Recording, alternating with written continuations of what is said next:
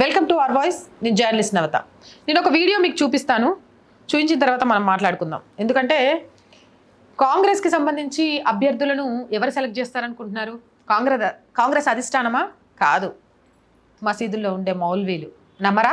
నేను ఈ వీడియో చూపిస్తా, చూడండి.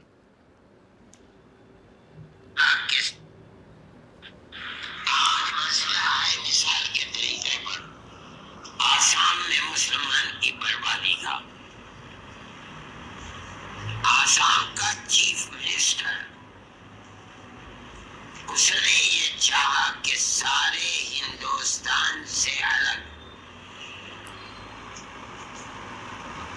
चाहे वो दिल्ली की गवर्नमेंट हो चाहे आसाम की सूबाई गवर्नमेंट हो, सबने मिलकर ये तय किया है कि बांग्लादेश की आज जंग के बाद, मशरकी पाकिस्तान की जंग के बाद,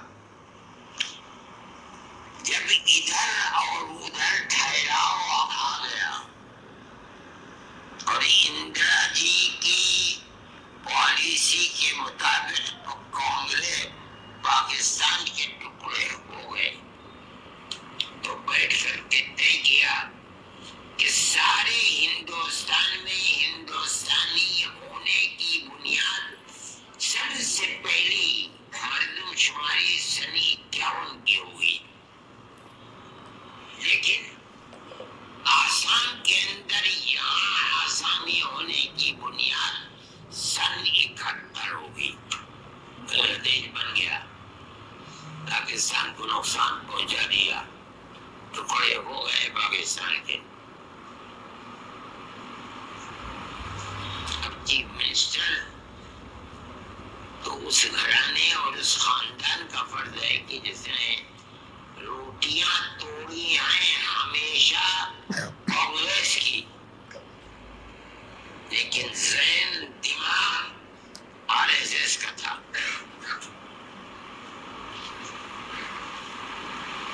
हमने कहा सोनिया जी से कि आप इसको टिकट मत दीजिए। ఇంకొకసారి వినండి. ఈయన సోనియాకు చెప్పిండట టికెట్ ఇవ్వద్దని. लेकिन ज़हन दिमाग आरएसएस का था।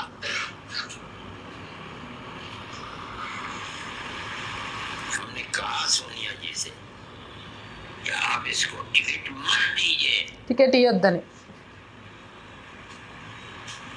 मैंने खत भेजा उनको, मगर उन्होंने नहीं माना और टिकट दे दिया।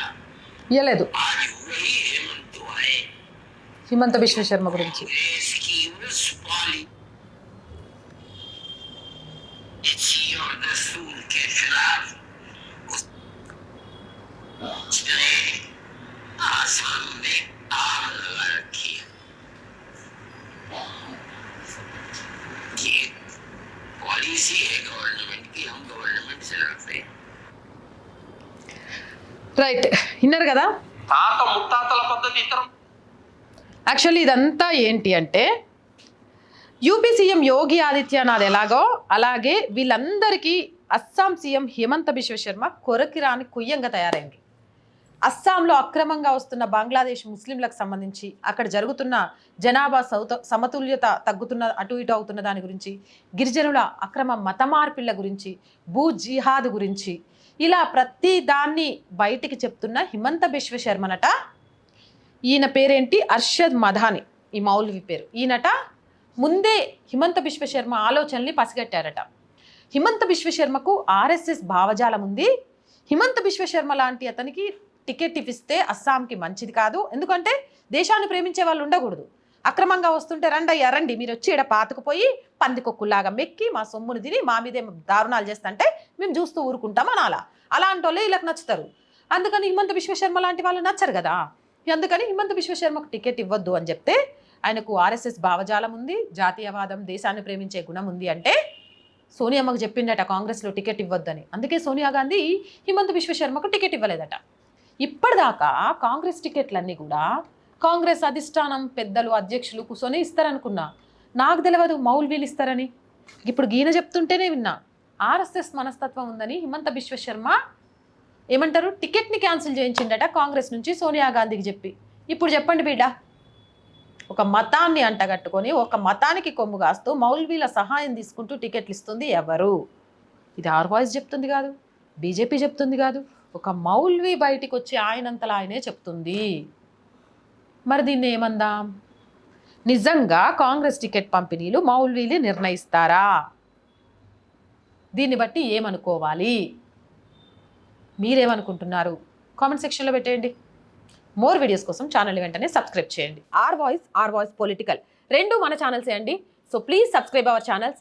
మీరు చేసే సబ్స్క్రిప్షన్ ఈ ఛానల్కి కొండంత బలం. అలాగే ప్రతి వీడియోని లైక్ చేయండి, షేర్ చేయండి. దాని ద్వారా మన వీడియోస్ వైరల్గా మారుతాయి. అండ్ కొంతకాలం ఆర్ వాయిస్ని ఆర్థికంగా ముందుకు నడిపించే బాధ్యత మీదే. ఆర్థికంగా సహాయం చేయాలి అంటే సబ్స్క్రిప్షన్ పక్కనే జాయిన్ అనే బటన్ ఉంది. 1 to 5 లెవెల్స్ ఉన్నాయి. ఏదో ఒక లెవెల్లో సపోర్ట్ చేయండి. లేదా స్క్రీన్ మీద గూగుల్ పే, ఫోన్పేతో పాటు అకౌంట్ డీటెయిల్స్ ఉన్నాయి. మీకు తోచిన సహాయాన్ని అందించండి. వ్యాపార ప్రకటనల కోసం 8328500576 నెంబర్ని సంప్రదించండి. జై హింద్, జై భారత్.